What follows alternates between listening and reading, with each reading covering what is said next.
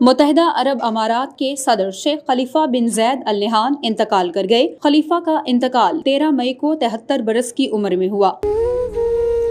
خلیفہ بن زید ال نہیان ولی عہد متحدہ عرب امارات زید بن سلطان ال نہیان کے گھر 7 ستمبر 1948 میں پیدا ہوئے۔ شیخ خلیفہ بن زید ال نہیان شیخ زید کے سب سے بڑے بیٹے تھے۔ وہ Royal military academy Saint Hurst کے گریجویٹ تھے۔ 1966 میں ان کو ابوظہبی کے مشرقی علاقے میں حکمران کا نمائندہ مقرر کیا گیا اور عدالتی محکمے کا سربراہ بھی مقرر کیا گیا۔ زید ابوظہبی کے امیر بننے سے پہلے مشرقی علاقے میں حکمران کے نمائندے تھے۔ 1 فروری 1969 کو خلیفہ کو ابوظہبی کا ولی عہد نامزد کیا گیا اور انہیں ابوظہبی کے محکمہ دفاع کا سربراہ بھی مقرر کیا گیا۔ اس پوسٹ میں انہوں نے ابوظہبی ڈیفنس فورس کی تشکیل کی نگرانی کی، جو 1971 کے بعد متحدہ عرب امارات کی مسلح افواج کا مرکز بن گئی۔ 1971 میں متحدہ عرب امارات کے قیام کے بعد خلیفہ نے ابوظہبی میں کئی عہدے سنبھالے۔ وہ وزیر دفاع اور وزیر خزانہ بھی رہے۔ متحدہ عرب امارات کی کابینہ کی تشکیل نو کے بعد ابوظہبی کابینہ کی جگہ ابوظہبی ایگزیکٹو کونسل نے لے لی۔ 23 دسمبر 1973 کو خلیفہ متحدہ عرب امارات کے دوسرے نائب وزیر اعظم اور ایگزیکٹو کونسل کے چیئرمین بنے۔ مئی 1976 میں وہ صدر کے ماتحت متحدہ عرب امارات کی مسلح افواج کے ڈپٹی کمانڈر بن گئے۔ وہ 1980 کی دہائی کے آخر میں سپریم پیٹرولیم کونسل کے سربراہ بھی بنے۔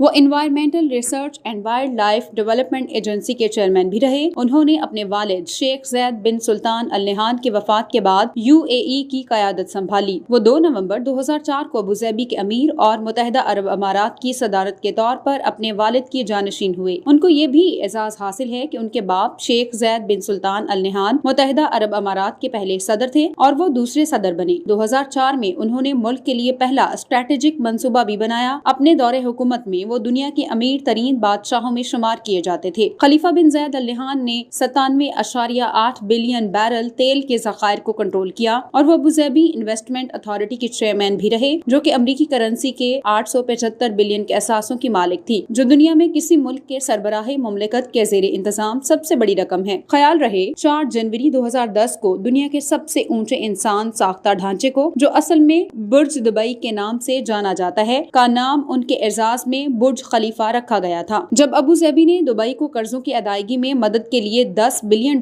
دیے، 2018 میں فوربس نے خلیفہ کو دنیا کے طاقتور ترین لوگوں کی فہرست میں شامل کیا تھا۔ جنوری 2014 میں خلیفہ کو فالج کا دورہ پڑا، لیکن وہ صحت یاب ہو گئے۔ فالج کے بعد انہوں نے ریاستی امور اپنے بھائی کو سونپ دیے، لیکن رسمی صدارتی اختیارات کو برقرار رکھا۔ ان کے سوتیلے بھائی محمد بن زید ال نہیان نے ریاست کے عوامی امور اور امارات ابوظہبی کے روزمرہ کے فیصلہ سازی کو انجام دیا۔